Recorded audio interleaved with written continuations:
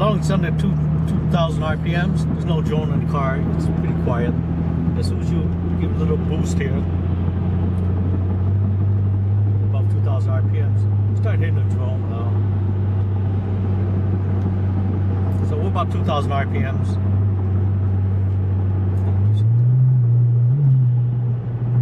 And once you start getting into the boost range,